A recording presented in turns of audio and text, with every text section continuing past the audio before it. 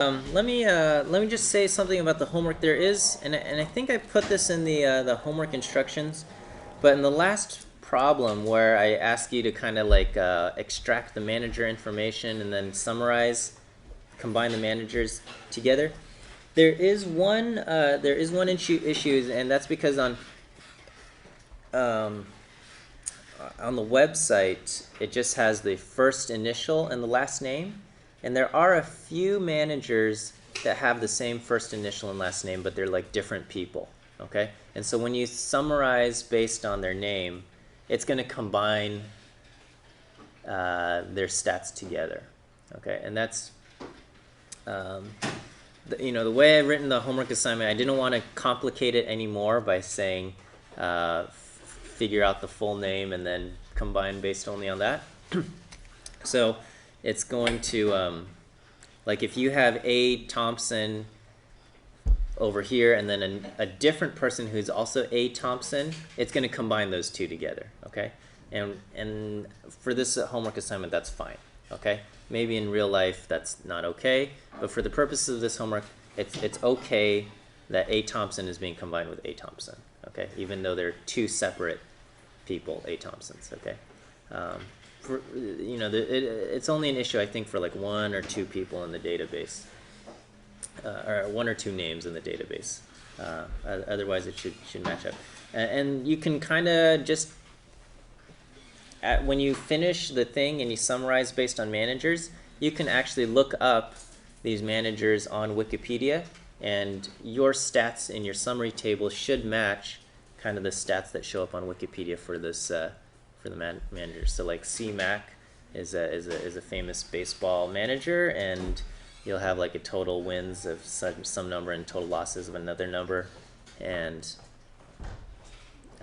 your values from your summary table should match kind of the numbers that show up in Wikipedia. Okay. Are there any questions on this? Yeah. For the total mean, that mean the total mean percentage is mean the total win. The total win percentage? Yeah, that means the total win divided by the total win plus the total lose. Yeah. We'll do total wins as total wins divided by total games, or total wins plus losses.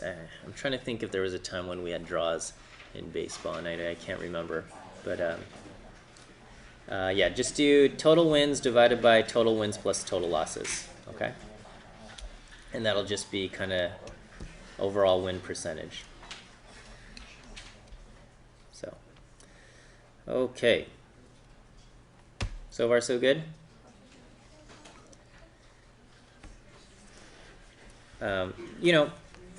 And again, Piazza's there to kind of help you out. I'll try to answer when I'm available, but I don't spend all day on Piazza, so I'll sign in and answer questions. But okay, let's talk about doing optimization within R. Okay, so one method. So we have a few methods here. So one is Newton's method for optimization.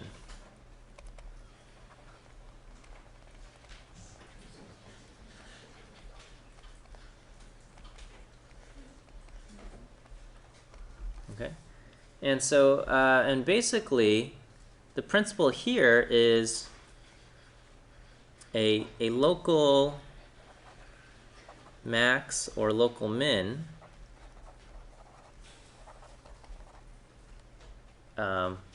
will have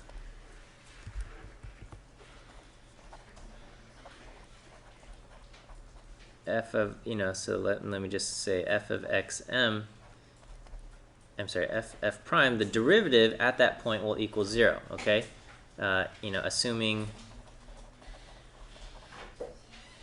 f is twice differentiable and continuous.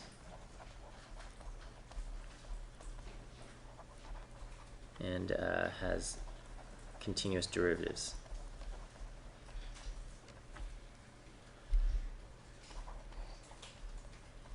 So, if it's not a continuous function, everything falls apart. But basically, the idea is,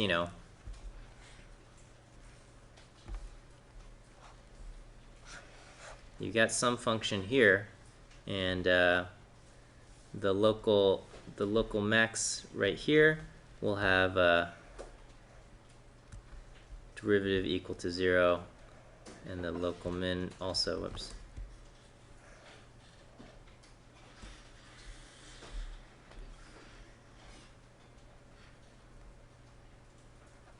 So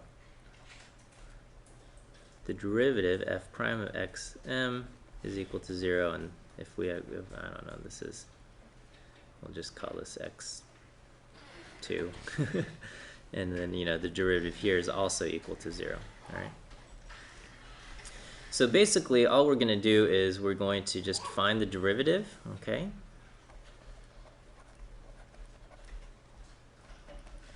Okay, and basically then find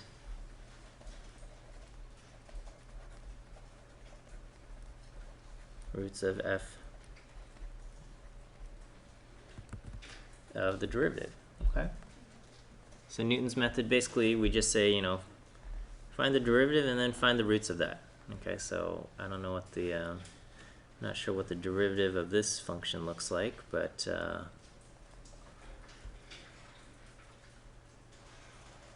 it probably,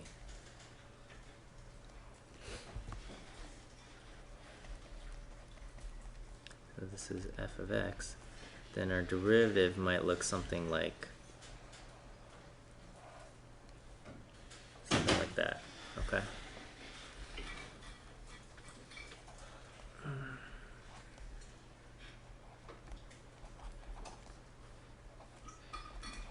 And then basically we just find the roots here.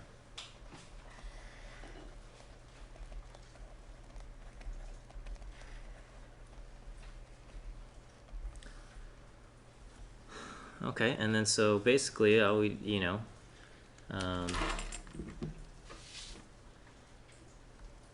we start at some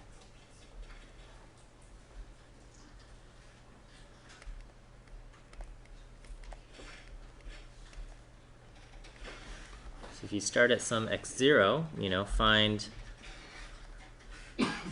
x1, so that basically if you start at some x0 here, okay, you're going to take the, you're going to subtract off f prime of x0 divided by f double prime of x0, because this now gives you kind of the, because now we're dealing with the derivative, and this gives you the tangent line at that point. Okay, and then you know, just iterate, continue.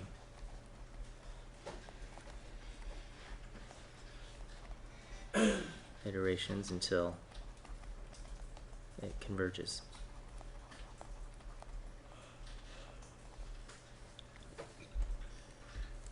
And that's the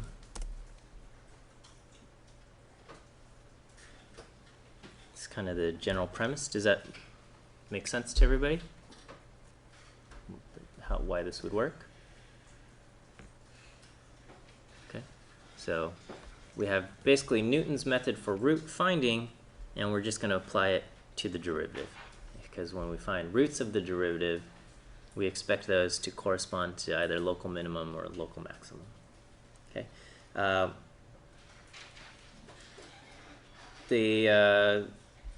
I guess the difficulty here is making sure we can find the derivative of you know, of the function, okay? And so you know, to implement something like this in R, you would need a function for the derivative and the function for the second derivative, okay? As a way to continue evaluating here. Okay, and I guess just a few points. So evaluating convergence.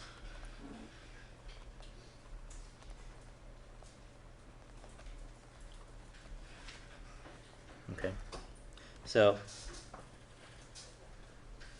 sometimes we have to decide, did our function converge or not? And so we have a few ways to decide.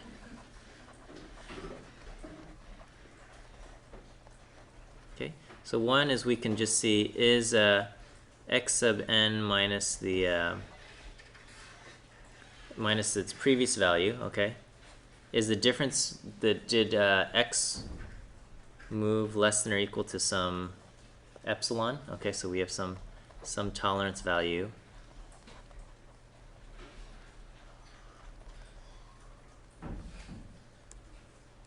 So basically here we're just saying, you know, from xn to, from the previous one, did it move just a tiny bit here, okay?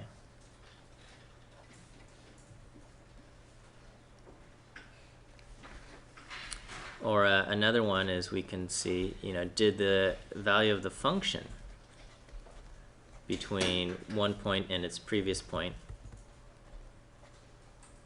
is that less than some epsilon?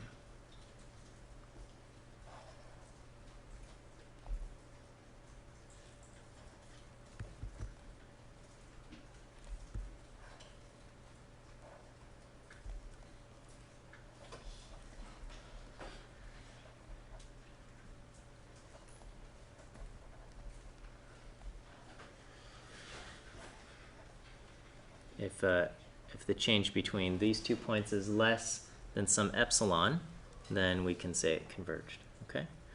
Or we can also just look at the derivative at some point.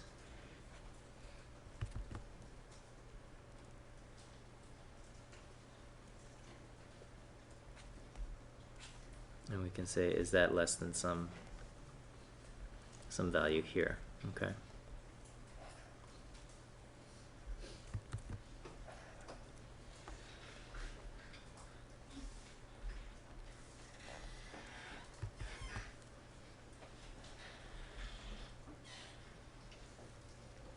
So maybe we get, you know, the slope of this thing is smaller than some epsilon.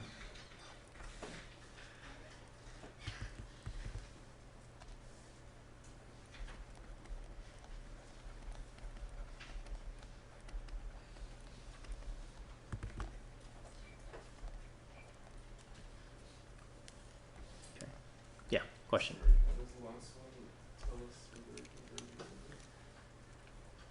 So, because we're trying to decide if it's if we've reached a local minimum or maximum, okay? And then so if the slope is equal to 0, we know that the that it's a local minimum or maximum, okay? And so if we just say the slope is close enough to 0, then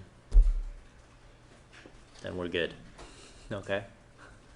So maybe the slope's not exactly 0 at that point, but it's pretty darn close to 0. And then maybe we can say we've reached the top of the hill. Okay.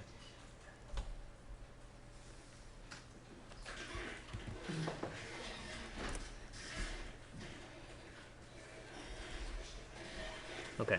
Is that, yeah.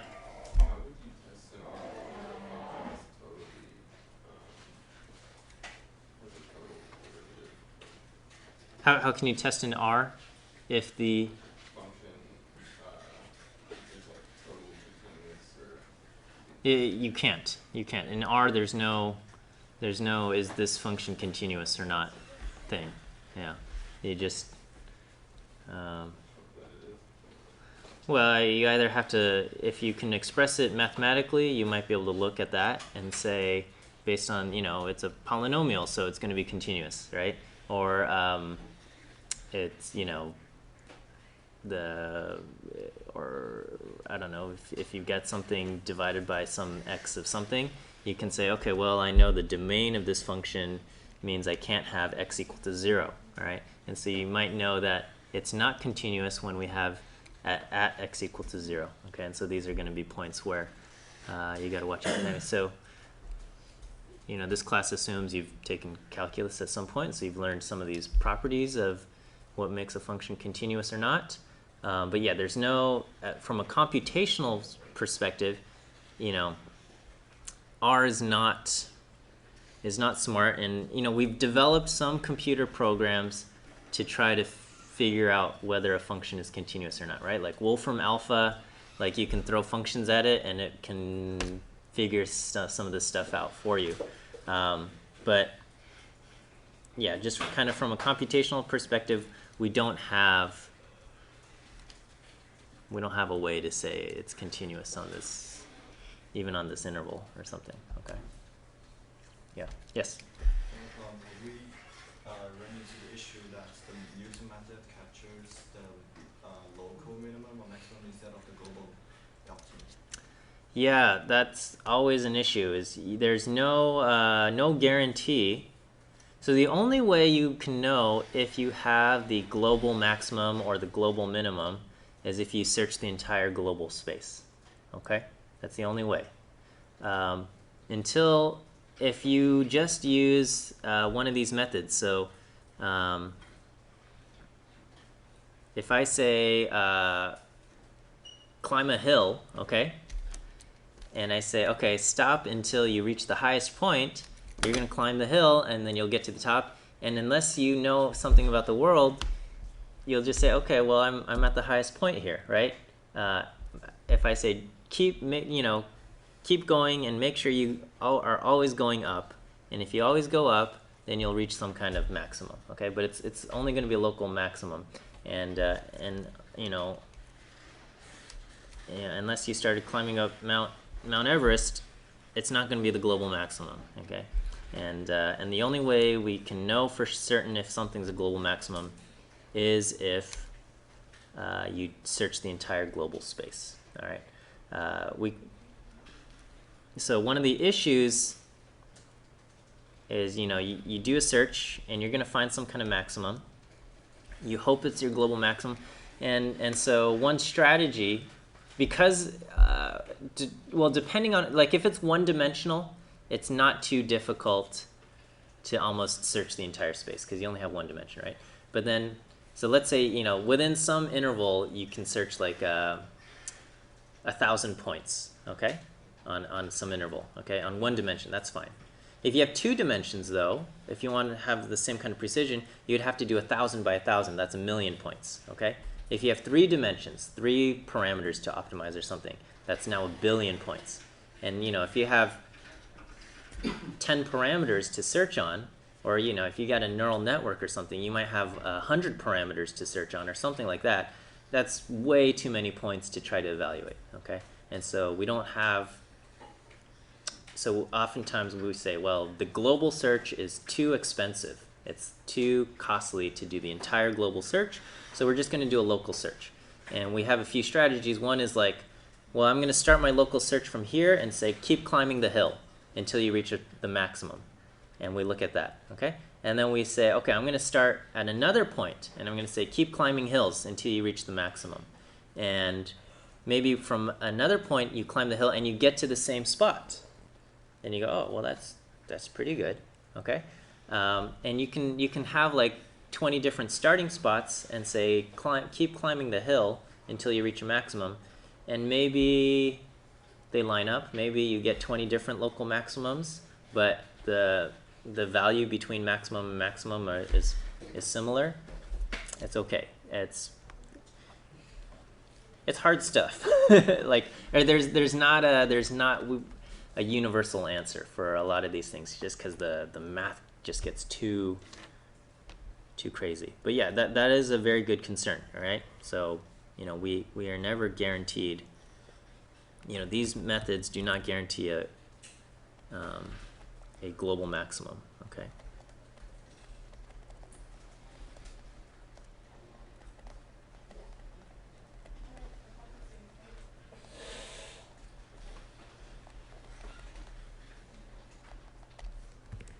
All right, so that is Newton's method for optimization, okay? There's another one called golden section search.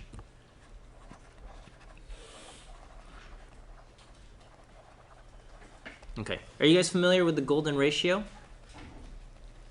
All right, what's the golden ratio? What's the property of the golden ratio?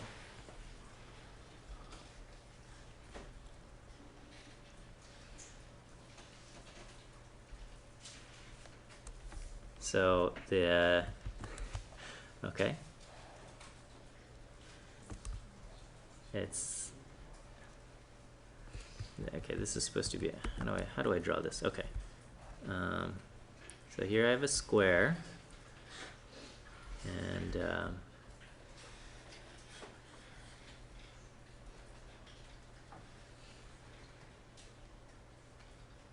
that's okay. Something like this, so that if I have x and 1 over here, okay, so this length is x plus 1, and it's so that the ratio that this rectangle here has the same ratio as this rectangle here, okay? So basically, the ratio between x plus 1 over x, so the ratio between the long side and the short side has the same ratio as x over 1, okay? And it's kind of this thing, all right? And then it's about like 0.618 and 1.618 or something like that, okay? So you have basically 1.618 over 1 is approximately equal to 1 over 0.618, okay? At this ratio. So this is the golden ratio, all right? And so we have something called the golden section search, all right? And so basically, let me pull up this video that shows us the golden section search.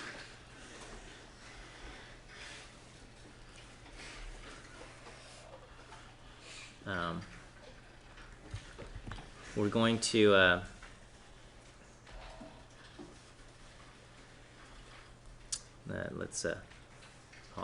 we'll play this video. Okay, so this is a method for us to search for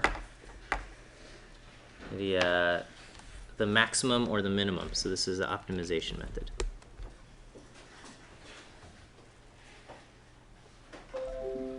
Does that come through? All right, let's see here. In this screencast, I'm going to show you the basics of the golden section search method. So this is really similar to the bisection technique, but instead of finding the zero of a function, we're actually trying to find the minimum. So if we have a function here, f of x, and we have an interval here, a to b, and we know that there's a minimum. Oftentimes you might not know what this looks like, you might not have a plot of it, but I'm going to show you the general idea of trying to find the minimum. Obviously the minimum here lies, somewhere, let's just say in this region, but we don't know the minimum. So the golden section search method is a pretty unique and interesting way to find the minimum. We start out with bounds. So just like the bisection technique, we have an a and a b that we choose on some interval. We want to find the minimum in that interval. We then compute something known as d, and that's equal to square root of 5 minus 1 divided by 2 times the interval length, b minus a. This number here, root 5 minus 1 over 2, is something known as the golden ratio, which is about 0.618. It's found in a lot of things in nature. And it makes this technique work pretty well. Once we have calculated d, we go in here and we want to compute two values. We want to compute x1 and x2 as shown here. Now x1 is just a distance d away from a. So this distance here is just d. So x1 equals a plus d. x2, on the other hand, is d away from b. Okay, so that's d as well. But it's down from b. So you have to, so x2 is equal to b minus d. The next step in the golden search method is to actually calculate the function values of x1 and x2. So we want to calculate the function values here and here. And let's just say in this example, f of x1 we find to be less than f of x2, right? As shown here. What that means is that since f of x1 is less than f of x2, we know that the minimum cannot be here on the left. So the minimum cannot be here because we found that the function value at x1 is less than x2. However, it still might be found over to the right of x1. But for this particular step, we will actually eliminate everything to the left of x2. And then the final step of this iteration is to redefine x2 is now going to be our new a, so the lower bound of our interval. B is still going to be the same. We're not doing anything with that, similar to the bisection technique. And then with this technique, we can actually name, because of the mathematics of this, we're going to rename x1 to be the new x2. So a new x2 new is equal to x1 old. Okay? And when we do that, then, because we've renamed x2 as a and x1 as the new x2, we're actually going to have to calculate a new, in this remaining bound, a new x2. Okay? So I'm going to pause it right here. The reason why we bother with the golden section, because this method, like if we just picked any two values in between a and b, this is true that if I'm not a and b, x1 and x2, that if this is larger than this one, we can eliminate this side, okay? The minimum could be anywhere between here and here and anywhere between here and here. That's true, okay? But as soon as we know that x2 is bigger than x1, we know that the minimum can't be on this side, okay? But the reason why we bother with the golden ratio is that because of the golden ratio, after subtracting off this portion, the golden ratio holds so that in the original spot between A and B, x2 was about 61.8% away, 61.8% of the distance between B and A, right? And then x1 over here was about 61.8% of the distance. So it's a little bit differently if we would have. X1 was 61.8% of the way between A and B, okay? When we chop this off, because of the golden ratio, what we have is that this value, x1 over here, which is now the new x2, is now 61.8% of the way from this point B over to this new endpoint here. So we're now renaming this to be our new endpoint A, and this value is now about 61.8% of the way from here to here because of the golden ratio. And that's why we like it, because when we do our computations, we have to think of the step of evaluating the value of f at a certain point x. Is we assume that this is like an expensive process for the computer, right? If it's like, let's say you had to pay the bank $1, or let's say you had to pay the computer $1 every time you asked for it to compute the value of f. You want to try to set up your program to minimize evaluating f, okay? And because of the golden ratio, we can reuse this value and say, well, I already know what x1 is, and I already know what the value of f is at x1. I can just use that in the next step without having to ask the computer, hey, can you recalculate this for me, please? Because, I mean, the idea would work where if we just took two values somewhere in between and we said which one's bigger and which one's smaller, oh, that one's bigger, I can now eliminate this side. That would work with any 2 points. But the golden section, we like it because we can reuse this without having to go back and say, hey, what was the value of the function at this point? Oh, we can just say, oh, we're going to just use it. Now all I have to do is just calculate one new value, x2, and one new value of the function there. You had a question? So x1 to b is at 0.618 golden. Yeah, so basically, if the distance from A to B is, 1, from A to here is like 0.618, and from here to here would be 0.618, okay? And now, because of the way the golden ratio works, after I chop this off and set this as my new boundary, this point here is 61.8% of the way from here to here. Okay, and that's the property of the golden ratio, where you can cut off one chunk and you'll still have the same ratio in the remaining portion. Yeah. And then is our new x2 going to also be that golden distance? Exactly. So we're going to calculate 61.8% of the way over here, and this will be the correct ratio here. Okay, and in his video he says it should be x1 new, but yeah.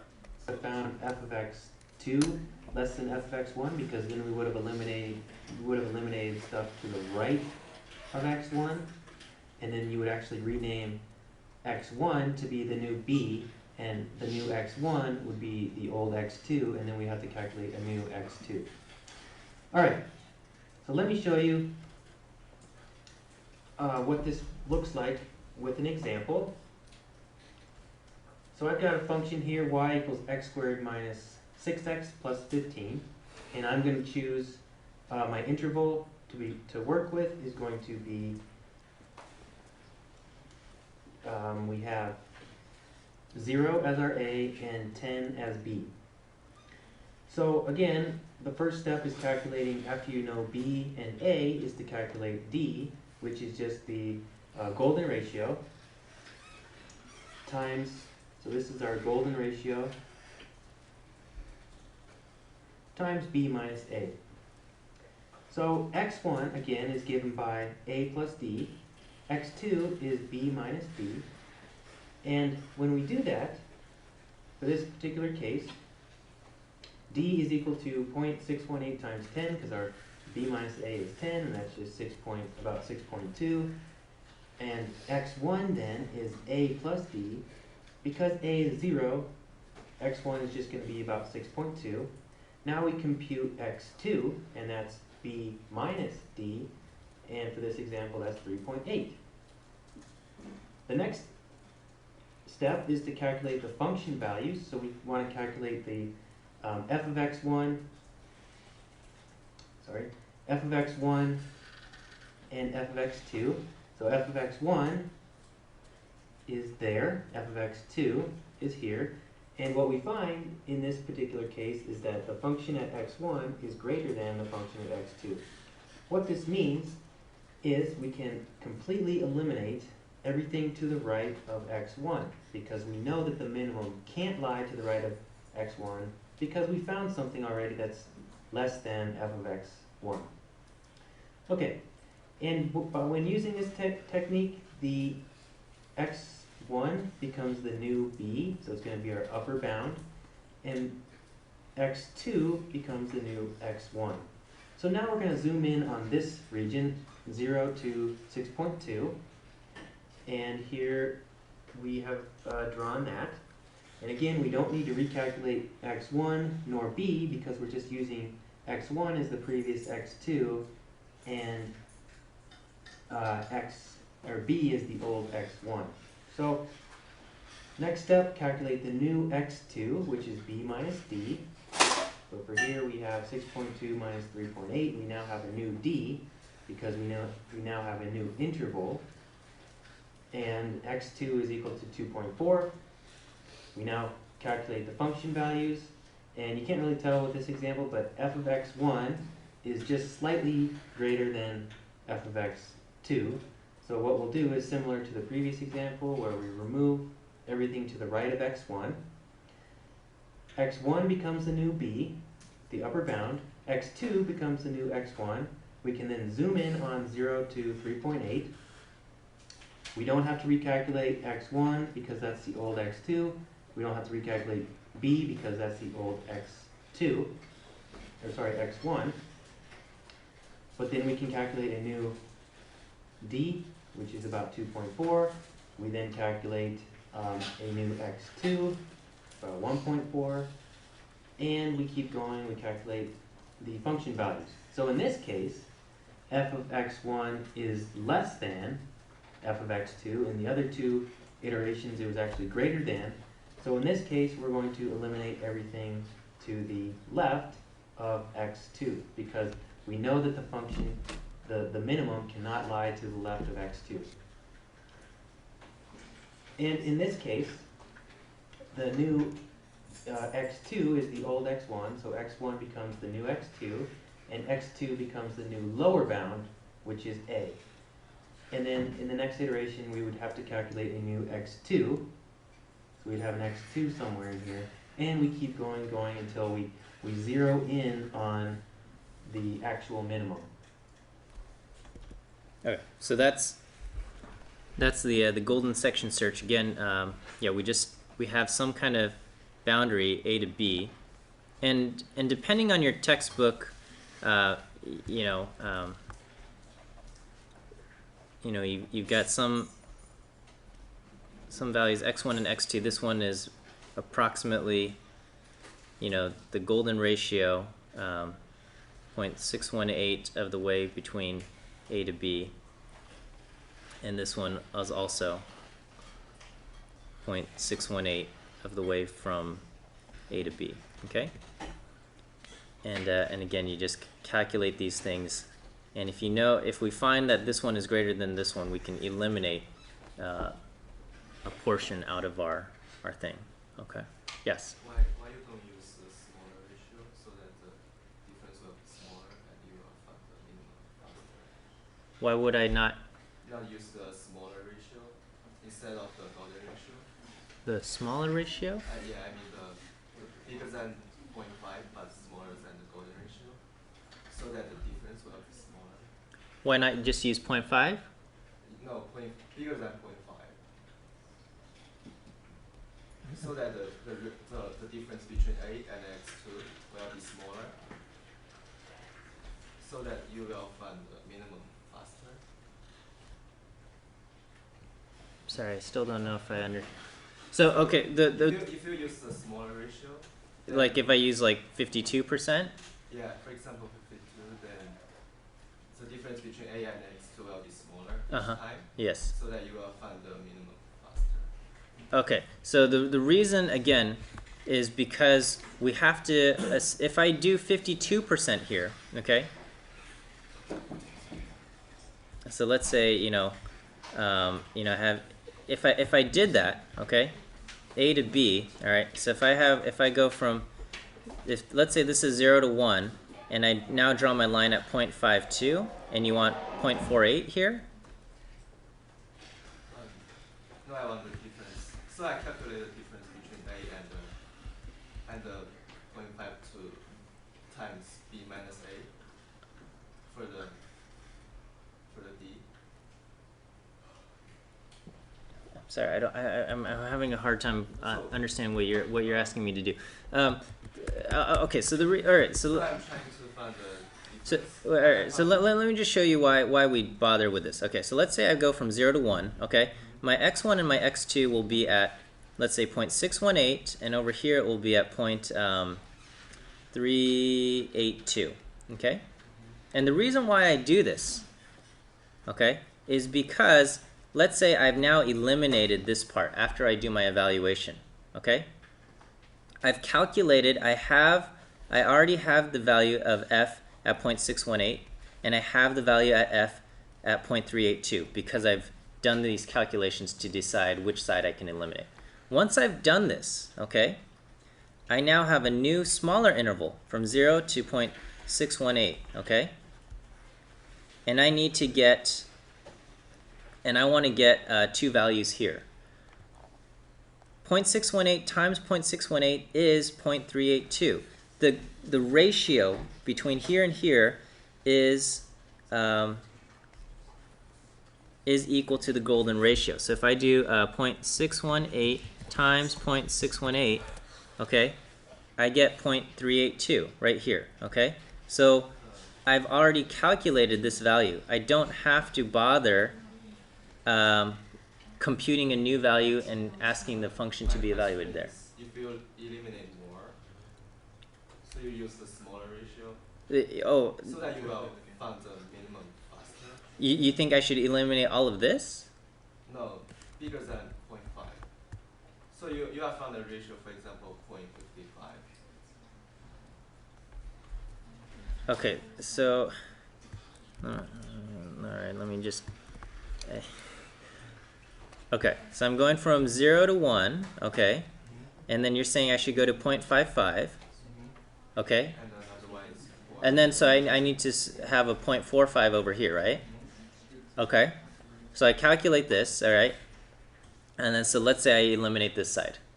Okay, so now I have from 0 to 0.55. Okay, and then so now I need to get a new spot over here, right? So then I would have 0.55 times 0.55. I would have what is this? This is going to be 0.3025, and then I would have 0.45 times 0.55, and this would be 0.2475. Is that right? And then I can continue on here. So it will be take less than to find the minimum. Okay, so I understand what you're saying. You're saying I can eliminate larger chunks. I can either eliminate that chunk or I can eliminate this chunk faster, which I'm eliminating larger chunks. However, the problem here is that, and this method is fine. This will work, okay? Except we have to think that it's computationally expensive. Let's say every time you ask the computer, please evaluate my function at 0.3025, and please evaluate my function at 2.2475, so I can decide which side I want to eliminate. Do I want to eliminate this side or do I want to eliminate this side? Every time you ask the computer to do this, pretend you have to pay it $1, okay? Pretend it costs computer time to do this evaluation, okay? So every time we do a chunk, we have to do 2 evaluations. Whereas with the previous method, with the golden search, the reason why we like to use that exact ratio is because of the golden ratio. If I go from 0 to 1, and I have 0.318 and 0.382 and 0.618, if I eliminate this side, one of those numbers, 0.382, gets to be reused. I already have, so the only new calculation is this one. This is the new value that needs to be calculated. I only have to figure out this value over here. This one I can reuse. Does that make sense? So I can reuse this. I don't have to ask the computer, please calculate the value of f at both of these locations. I can just say calculate the value of f at this one new location. Everything else comes from the previous cycle. So this is computationally less expensive. It's true, I can eliminate a little bit of a larger chunk if I did this. But if I did that, every single time I do it, I have to calculate 2 new center locations and then decide that way. Okay? So this is why we like the golden search, because we don't have to keep asking for 2 new values. We can just say, I have one new value, and I'm going to take the information from the previous cycle here. Okay? Because we have to, depending on the function, it might not take the computer very long to calculate this, but in some cases it does, and it's this is what we use. Okay, so that's why we bother with that. Okay, I can reuse this value. All right. So the golden search function, the golden search function, is for one-dimensional optimization. Okay, so golden search will optimize one-dimensional functions. The other method we talked about using for optimizing one-dimensional functions was Newton's method. Okay, let's say we have a two-dimensional function, okay? I got 5 minutes here.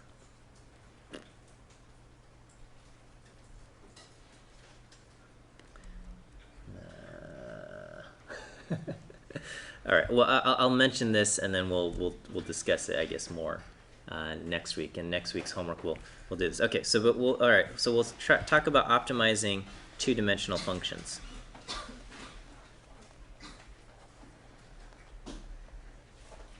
Okay. So one is coordinate descent.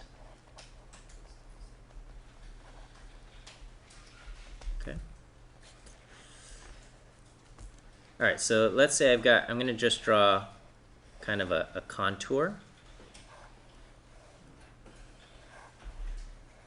Okay, and we want to optimize this, okay?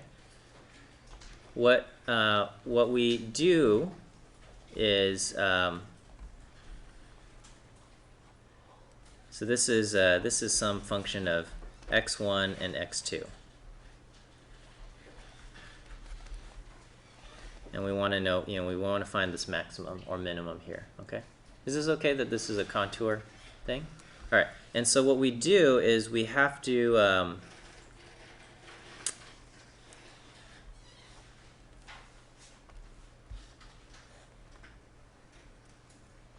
we're going to express this, so picking some value x1, okay? We're going to write the function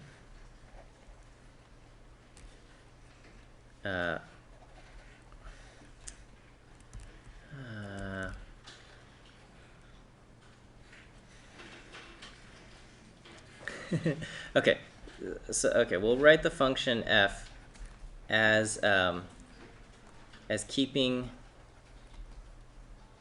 x1 constant. Okay, so now it is only a function of x2, okay? So if we say f of x1 is equal to some value x1 and we have x2, this boils down to just a function of x2. Does that make sense?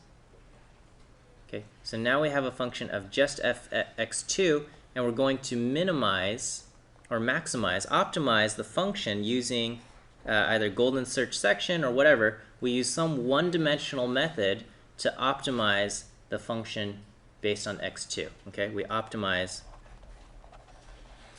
f of x2 using a 1D method. Okay, so when we optimize using a one-dimensional method, that would take us to like right here. Okay, and then so now I have a value of x2. Okay. And then, so now I'm going to, I have a value of x2. And what we do here is now we write the function as x1, and we keep x2 equal to some value x2. Okay? And then, so here I have, now I have basically a one-dimensional function, and we optimize using a one-dimensional method. Okay, and we do that and we find, oh, okay, it's optimized, let's say right here. Okay, we hold the value constant now at x1 at this new value of x1, and then we optimize it on this function, and this takes us to right here. Okay, and then we would optimize here, and then we keep going back and forth, and we get kind of this pattern to find the minimum based on this. So this is coordinate descent. We're going one coordinate at a time, or we're going to say,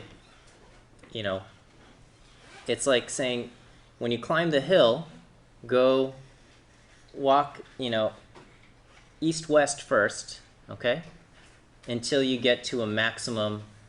You're only allowed to walk in a straight line here. Go walk east-west until you reach kind of the top of the hill. Once you reach the top of the, quote, hill in that direction, turn, so you go north-south, and walk until you reach the top of that hill. Okay? So this is just, you're iteratively applying a one-dimensional optimization function